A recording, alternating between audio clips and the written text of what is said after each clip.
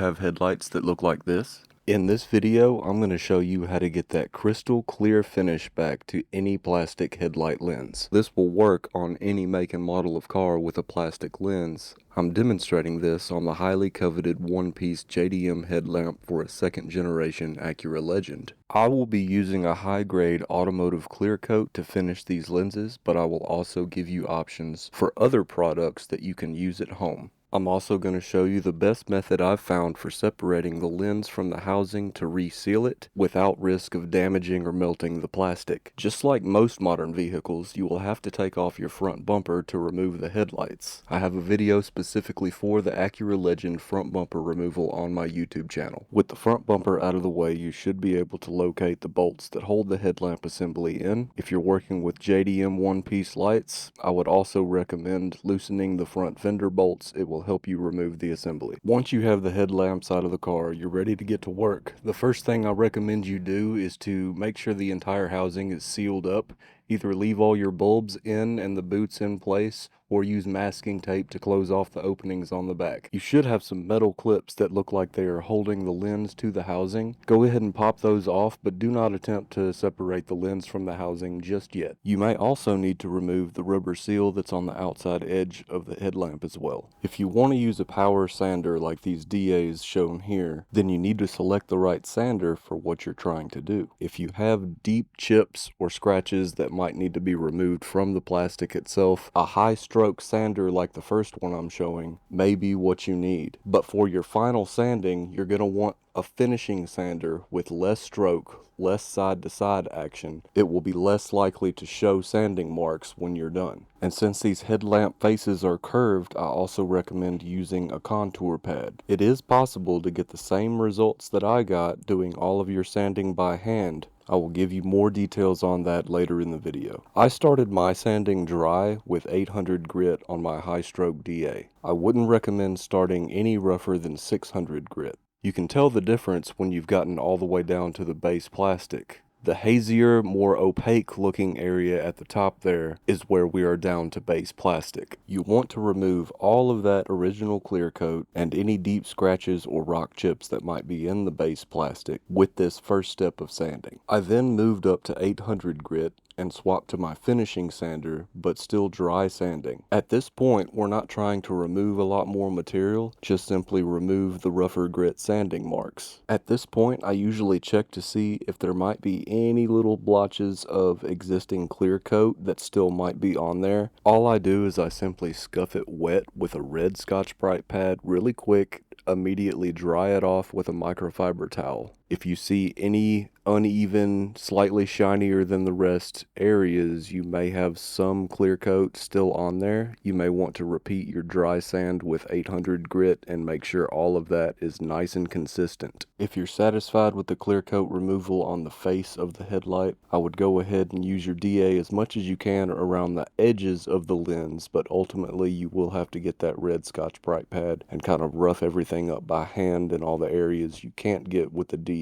For my next step, I slapped on a fresh piece of 800 grit sandpaper again, but this time went over everything wet sanding. I like to add just a small amount of baby shampoo to my water when I'm wet sanding. It helps keep your sandpaper from sticking to the surface and helps to wash away debris as it's being sanded off. The reason I use baby shampoo is because it doesn't have any added oils or conditioners or stuff that you have to worry about contaminating the surface. It helps to have your solution mixed up into a spray bottle. You're going to be constantly having to add a little bit more, keeping the surface wet as you're going along. You want to be extremely thorough at every step of the process. Make sure you're removing all of your rougher grit sanding marks. After you wet sand with the 800 grit, we moved up to 1000 grit with the DA. This is where it's going to be a lot more time consuming for you if you're doing all this by hand with sheet sandpaper. Not only is it going to take you longer simply because you're not using a power tool, but you're going to have to take it a couple of steps further to 1500 200 grit and possibly 2000 grit, just to make sure you don't end up with any fine line sanding marks that'll show up later. Right here, I'm just demonstrating how this wet sanded base plastic can be polished up with some heavy rubbing compound and a white buffing pad, which is kind of an aggressive buffing pad,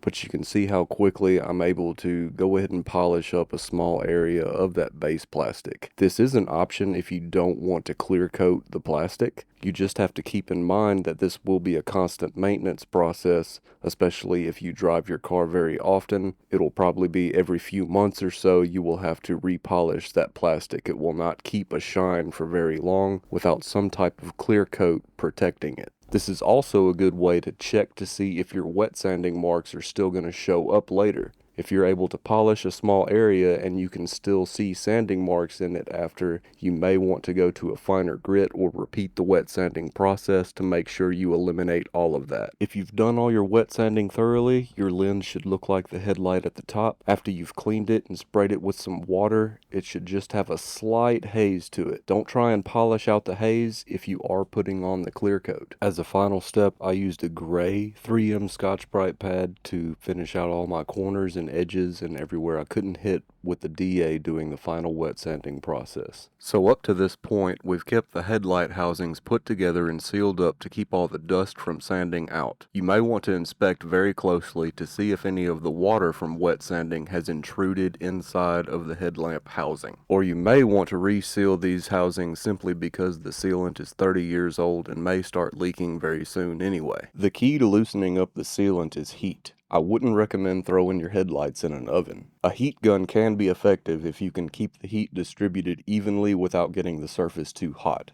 If it's too hot to touch, it's too much heat. The best way I found is to use these infrared heat lamps. This also gives you the advantage of being able to work on the piece while still applying heat. Be very gentle and very patient when separating your lens from your housing. You can see how I keep the heat on the old sealant while I dig it out. Adhesive remover just turns it into a soupy mess, so I dug most of it out with a very small flathead screwdriver. I then cleaned up the remnants of the old sealant with adhesive remover once most of it was dug out. I resealed my housings with the black butyl strip shown here. I don't recommend using RTV or any kind of sealant that cures completely solid. Get a nice even bead laid into the channel of the housing. It was useful to set the housing back under my heat lamps so that it would be easier to squish the lens back into that sealant. Also make sure you have everything inside the housing perfectly clean before you reinstall your lens. Now that our lenses are reinstalled to the housings, we have to start our refinish process. Getting a good bond between clear coat and bare plastic can be difficult, so we're going to use an adhesion promoter. There are many adhesion promoters on the market. Some of them have tints or metallic content so that a painter can see even distribution on the part that he's painting. You need an adhesion promoter that is absolutely clear with none of those tints in it.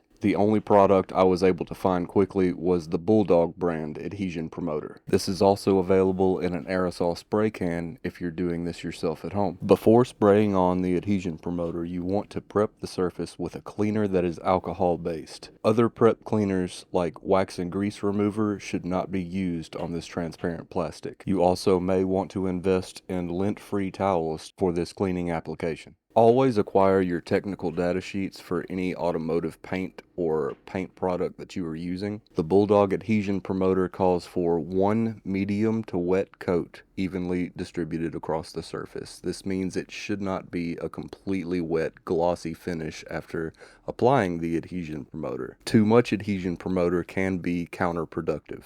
If you notice a blue or purple rainbow-like pattern on the lenses after applying the adhesion promoter, this is normal and it will go away after the first coat of clear. Refer to the technical data sheet on the product that you're using to make sure you're giving adequate dry time. The same goes for whatever clear coat you decide to use. I'm using Deltron DC4000, which is a very high grade automotive clear coat. If you're doing this yourself at home, I would suggest using Eastwood's 2K clear in the aerosol can. You pop a tab on the bottom of the can to shake it up to mix in the hardener. I would not recommend using just a regular air dry acrylic clear coat that you buy off the shelf at the hardware store. You will most likely be dissatisfied with your results. Be careful not to go too heavy on your first coat of clear. If you have a couple of dry looking areas, just leave it alone and address it on the second coat. This way you won't end up with a run. The data sheet for the product you're using will give you a better idea of how long you should wait before putting on that second coat. This can vary according to what temperature you're working in. Something I do right before putting on that second coat is to go ahead and touch some of the masking material. That first coat of clear should still be sticky but not transfer to your finger. The second coat of clear can then go on a little bit heavier than the first coat did. Because the first coat is already kind of hardening up and thickening on the surface, it is able to kind of hold the second coat in place. This should result in a very deep, glossy finish. With most automotive application clear coats, you do not want to go beyond 2 coats. You will actually end up trapping gases that are trying to escape during the curing process, and you'll end up with what look like tiny bubbles in the surface of your clear. This is going to be very visible when your headlights are turned on. Here's a closer look at what they looked like after letting the second coat of clear cure for about 20 minutes. Most production clear coats you can bake at a higher temperature to accelerate the cure time. I've never done this when re-clearing transparent plastic. I just let the clear coat cure naturally overnight before unmasking. I'll also point out here that there was a piece of silver vinyl or possibly some paint that's on the bottom edge of the lens itself. I think this is there to prevent light from shining downward behind the bumper area. I simply masked it off through this process. Once the clear coat was fully cured and I unmasked everything, I masked everything back off to paint that area black. Here is what these headlights look like almost a year later. I do drive this car on a regular basis and it is not garage kept. I will be making more Acura Legend specific videos in the future. Show your support by clicking that subscribe button. I am not trying to sell or promote any products in my videos. I am not asking for donations. I am, however, always investing in better audio and video equipment all the time to make the videos better, so your support would be greatly appreciated. I am open to suggestions on what types of videos you would like to see. Let me know in the comments what you would like to see in the next Legend video. Thanks for watching, and as always, keep the legend alive.